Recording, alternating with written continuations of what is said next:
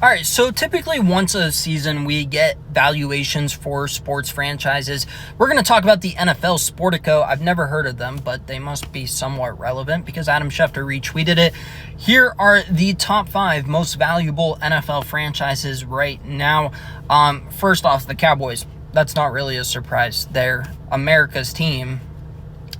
Only because the Pittsburgh Steelers declined it in the 80s or whenever that was being coined. But whatever, that's neither here nor there. The Cowboys, they're a spectacle, and that man is a carnival barker.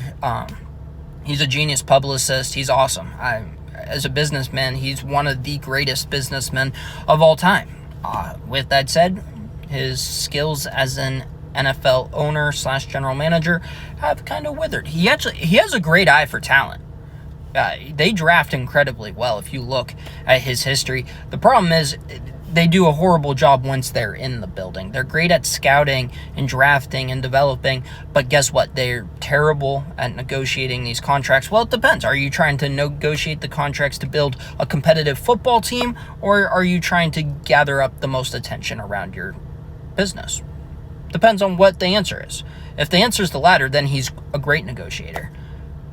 If he's trying to build a competitive team, he's not doing very successful. There's a reason why they haven't even gone to a conference championship game. The Rams, this is interesting. I don't know if the stadiums are included in this. SoFi, that makes sense because SoFi Stadium, that's a large valuation. My only caveat to that would be Stan Kroenke, I believe. I don't know how that works, because Stan Kroenke funded a majority of that, I believe. The state of California does not own it. So what you see with all these new stadium proposals trying to get taxpayer dollars, the Rams didn't do that.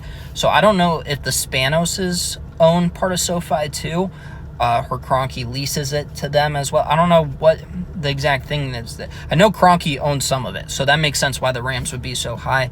The Giants, interesting. Patriots, Boston, that makes sense as well.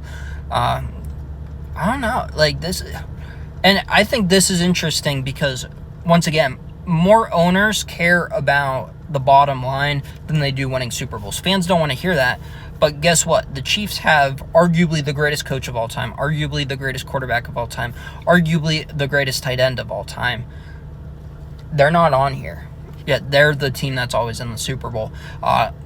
The most competitive team, the Rams and the Niners are competitive frequently. Patriots have their doubt. Like, I don't know. It's interesting. I don't think fans like to hear that, but the most competitive teams, they're not the richest. Don't get me wrong. All 32 owners, they're doing just fine financially, but just something to note.